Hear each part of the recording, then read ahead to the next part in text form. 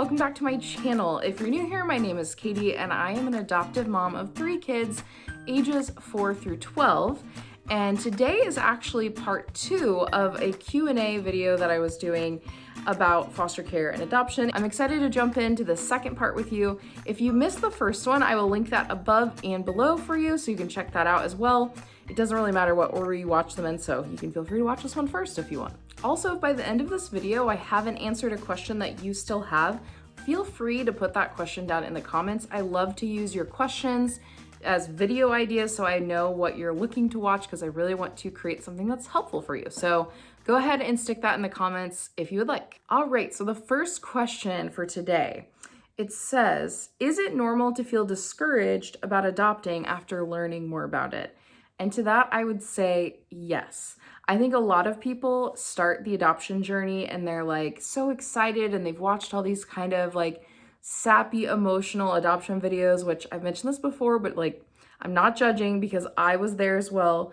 But once you start to actually learn about some of the realities of adoption and some of the things that could be difficult in your adoption journey, I think it's very normal to start to be like, whoa, this is a little more than I thought it was. This is kind of a lot, or I'm now questioning if I can handle all of this.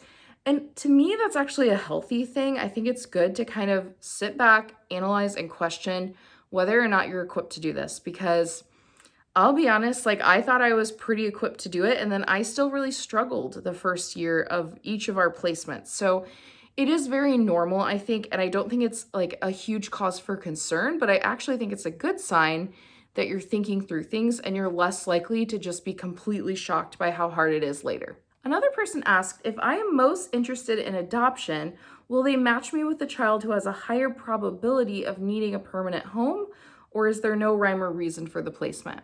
So that's a little bit tricky because a lot of this varies state to state. It's kind of annoying that the states do things a little bit differently, and in some states it's really easy to adopt from foster care, and in some states it's a lot more difficult to adopt from foster care. Like I've worked with a couple people from Illinois and it is extremely difficult there. So if you live there, I am sorry. I'm not saying it's impossible, but it is very hard there. Whereas like in Ohio, it's a lot easier. So I don't know that they would be more likely to match you with a kid who might need an adoptive home, because I don't know that they would have that detail or they would know that ahead of time. The only situation where I could see this as possible is if you told them you were open to legal risk adoption, which is what we did. So in legal risk adoption, oftentimes the parental rights have already been terminated or they're very close to being terminated and they believe it's going to happen. And so then they will match the child with a family who's interested in adopting. And then it kind of is like an adoptive placement with a little bit of a catch. So if you are most interested in adopting, I would personally go the route of either only accepting placements for waiting children who are available to be adopted, or going the legal risk route can actually be a really great opportunity to adopt a child who is most likely going to be adoptable. And I actually did a whole video recently on legal risk adoption and like what it is. So I would definitely talk to your agency, watch that video, then talk to your agency if you think it's something that would be good for you. And you could tell them like, hey, this is something I'm really interested in, so I'm definitely open to legal risk placements. Okay, the next question is actually along the same lines. It was about, were we considered high risk with our last adoption, I believe is what they're asking about. So in our last adoption, it was considered legal risk, and it was with our 2 older kids. So when they came to us, it was a little bit different of a situation because we were not in like pre-TPR is what this person was asking about, which is termination of parental rights. So the parental rights had already been terminated for our kids, but there was an appeal on their case. And so that is why they fell under the legal risk category, because appeals can take a long time, especially during COVID, where they're sitting in the courts and the judge has to review it. And so that actually happened twice. There were 2 appeals on the case. So it took a little while to get through it. And the person who asked was asking because they wanted to have the possibility of adopting a younger child. I do tell my clients when I'm doing adoption consultations with them that I think it's good to be open to legal risk placements for that reason. If you are someone who's very interested in adopting a younger child, I hate to say this, but it is very uncommon. It is somewhat difficult to be placed with a younger child in an adoptive only placement. So if that's something you're really interested in, being open to a legal risk placement is going to at least increase your chances a little bit. Now, I say that, but like we adopted our youngest, like she was 18 months when she came to us and she was not legal risk. So it does happen. And so you might have agencies tell you like that will never happen. Like it is uncommon. So I don't want to set an idea that it's like super easy to adopt a young kid, but going legal risk is at least going to increase your chances that you would be able to adopt a younger kid. So I think it's worth doing. But as always, I also recommend that you open your mind a little bit to maybe considering older kids. I always say this. I'm always like, have you thought about older kids? But there can be really great things about adopting older kids as well. So you may find that through the process, your heart and mind kind of like open up a little bit to those things. And if not, that's okay. No judgment here. Like, not everyone is meant to adopt older kids. Not everyone's meant to adopt a baby. I don't know how great I would have been at adopting an infant because I really like sleeping. So it's, everybody has their own thing that they are good at and that they want to do with their family. The next person asked what advice I would give to someone who is waiting and hoping to adopt a teenager. I have not adopted a teenager. My oldest daughter is now 12, so we're like getting close there. She kind of acted like a teenager when she came to us, but yeah, I don't feel like I have a ton of insight on that. I have worked with teenagers a lot as a teacher, and so I know a little bit about just like how to interact with teenagers in general. But I do recommend a couple people to follow if you're on Instagram, if you're interested. So one of them, her name is Carly Pancake on Instagram. I'll try to include the handle down below. So funny. I actually started following her once through like an adoption hashtag. And I was like, she looks so familiar. And she's adopted teens and all this stuff. And I was like, why does she look so familiar? And I realized we went to college together and we were RAs together in the same dorm. So like we knew each other. It's just been like 10 years almost. So, or 9 years, I don't know. I'm getting old. So I really like her posts. Like she shares about adopting teens and what that's been like. I also think a good person to follow that I've mentioned before in videos, I think is called Family and Coffee. And she's actually like an adoptive mom. She is a foster mom. She was a former foster youth and she's a social worker. So she has a ton of experience and they have fostered several teens. And I think their story has been really cool to follow as well. And then also Tori Hope Peterson, they adopted a child who was like almost an adult, a child who's almost an adult, a teenager, I think that's what they're called. And all their stories have been really cool to follow along with. And I think that you would get some good tips from them. But I think it is amazing that you want to adopt a teenager. I wish more people wanted to do that or felt equipped to do that. I think you're going to have a great chance of being matched fairly quickly and getting through that process. So I would say like just make sure you are feeling really ready before you actually are like, I'm gonna start submitting my home study, because you may get matched pretty quickly depending on where you live. And just some general advice that really is for any older kid, but also applies to teenagers, is just make sure that they know that they can talk to you and that they're allowed to have negative feelings. Give them space when they need it. That's a big thing with teenagers. So those are kind of my little tips, but like I said, I am not an expert in adopting teenagers, so I highly recommend following those other accounts I mentioned. I really like this next question. So I was asking about if you do birth parent visits, how do you prep your kids for those visits? And then how do you help them kind of emotionally regulate and recover afterwards? So in our situation with our youngest, she does not have contact with birth mom. I've tried, just inconsistent communication. But with our older two, they do have contact with their birth family, mostly with siblings and mom, and it's all been over the internet. We have met their mom in person before, and it was really great. I was happy we got to meet her, but they live about 3 hours away, and we're still kind of navigating like what that relationship should look like, what's good for our kids with it.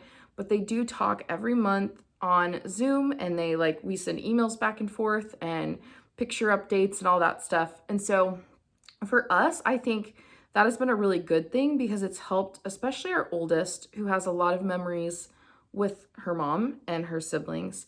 It really helps her feel like she doesn't have to choose between one family or the other, or that her old life is just gone. So I definitely recommend that if it's healthy, like it is good to try to do. So for us, it's all just virtual visits. But at first, especially, we monitored those conversations like extremely closely just to make sure that they were, productive conversations. There were a couple things we had to talk about with the birth mom, just because of a couple things that were brought up that were just not helpful for our daughter. But other than that, it's been really great. And I mean, we have had a couple times where she hasn't shown up, and that has been extremely disappointing for our daughter and has been really hard to recover from, and emotionally just feeling like abandoned or feeling all these different emotions. So my typical thing is that I just say, hey, your mom wants to talk on this day. Do you want to talk to her? I always ask her if she wants to. And then if she says yes, I go, okay, I'll schedule it, and then we'll get on Zoom with her. I don't really have to do much more prep than that. Other than I'm like, hey, if she doesn't show up, we can reschedule it, just trying to be really chill about it, because it's true, we could. And there was a time that we forgot about it and we didn't show up. So just giving grace and explaining to her that it's not always an abandonment thing. She's not just ignoring you. Sometimes things come up, but that's really rarely happened. So that's good, at least. And I would say afterwards, what I've noticed is with our son, he is both of them, they're very hyper after their visit, because I think they don't have a ton to connect on Zoom, because they don't live life together now. And so sometimes it feels like when they're talking, they're just making silly faces or making silly noises or just being goofy the whole time, which is totally fine. But it really hypes the kids up. And so afterwards it's whoa, guys, I'm glad you had a great conversation. Let's just chill down a little bit, But really, we haven't had a ton of emotional issues. One time there was a certain family member that popped on the call, and that really left our daughter feeling pretty emotional because she hadn't seen that person or heard from that person in a really long time. And that was a little bit surprising, I think. But for the most part, we haven't dealt with a ton of issues afterwards. And again, we're not seeing them in person as of now. I think maybe down the road we would consider that, but as for now, we're just kind of keeping it a little more limited and seeing how that goes. Okay, this next one is from Yvette, which she actually was one of my consultation clients. So shout out to Yvette. I'm so glad to see your questions. You asked 2 questions and they're both really good. So the first question was, do your kids battle waves of grief, and do they bring up their bio parents often? Absolutely, yes. With our son, he does not bring them up as much because he just has fewer memories.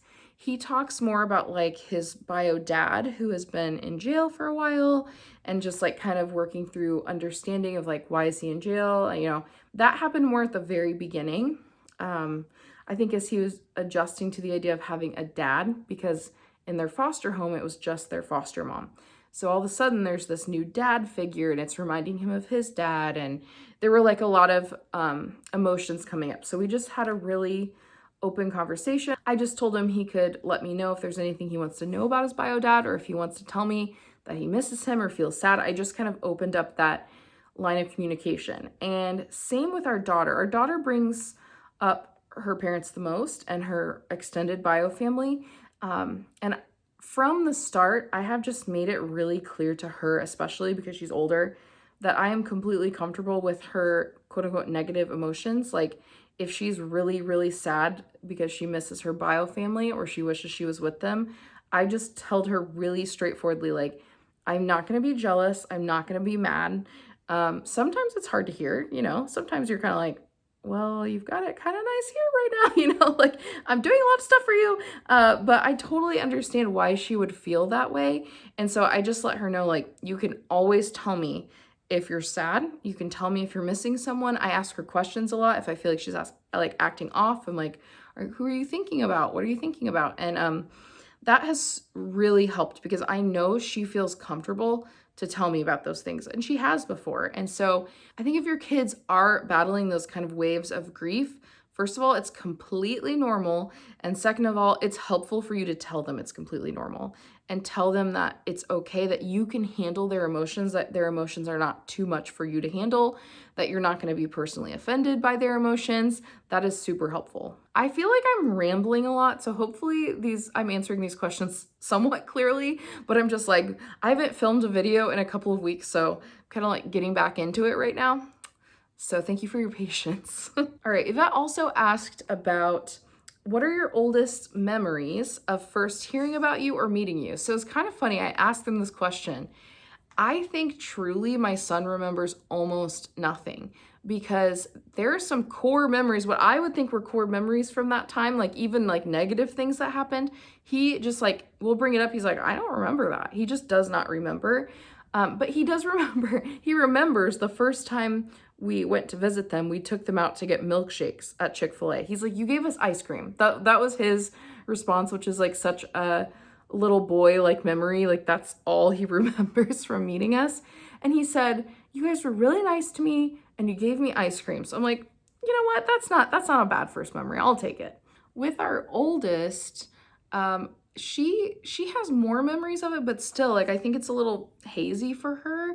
And I think also because it was just so much was going on then, it was like huge changes. She said she remembers feeling kind of awkward or uncomfortable, but also excited and happy. And she said, like, when she first met us, she thought we were nice. She was just nervous. And I mean, I will tell you, the very first night we met her, she called me mom, which at the time I was like, oh my gosh, that's so sweet. And then later I was like, that's not quite like a normal reaction to be that quick to call someone mom. And so I think she was definitely like working through some stuff and kind of experimenting with this is my mom now maybe, and like all of that. So it was definitely an interesting time, but our first few visits went really, really well. So I think we handled it pretty well. The only bad thing was that the caseworkers, I don't remember if I told this story before, but the caseworkers were like, oh, we want to take you guys this place where you guys can hang out. And it's Skate World. I don't know if you've heard of it. They have it in different locations. Oh my gosh, it was the most stressful place to take the kids the first time we met them. We met them at their house the night before, and that was great. And then the next day we went to get milkshakes, and then we went to Skate World, and it was awful for us. I think the kids loved it, but we had never been there before. It's so loud and overstimulating. I cannot believe the caseworkers recommended we went there. Like, to me, that's like way too overstimulating for this type of visit. And the kids were all running different directions, and they were like, yeah, we know how to roller skate. So we got the roller skates, and we realized they had never roller skated before. So it was just like a mess, but it was still a good visit in terms of like relationally. I felt like we built some trust and some bonding, and we had some good memories. And so I thought it went well. For some people, this next question might sound a little odd or like a little different, but someone asked if we've ever dealt with animal abuse from our kids, because that can happen. Kids from trauma, if they've been abused or if they've been hurt or if they just have like emotional dysregulation or other issues, occasionally that can result in animal abuse. I don't know that I would say we've experienced like animal abuse that much. They love our dog. Everybody loves our dog in our house. And it's almost like a fight over who gets to cuddle with her. But there was one period of time with our youngest where she would get really angry. I think it was like soon after the older kids moved in, and she was just still adjusting to it and probably feeling rejected, feeling jealous of the attention.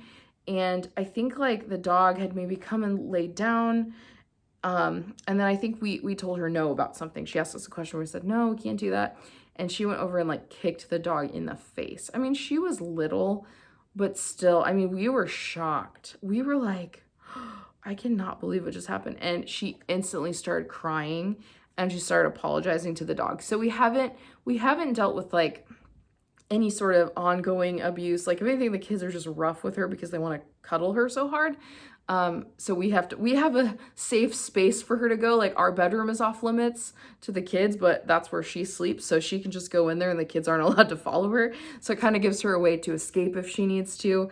But yeah, that one incident I think was just more like an anger, not thinking response, more so than like specific animal abuse, if that makes sense. But that is a good thing to ask about, especially if you're being matched with a child. I recommend asking if that child has ever abused animals, because that can actually be a pretty bad sign if that's something they do frequently. That doesn't mean they can't overcome it, but it can be signs of other like mental health issues. So at least good to look out for. Okay, the next question was from someone who said that she's almost 40 and she wanted to know if there's an age limit to adopt.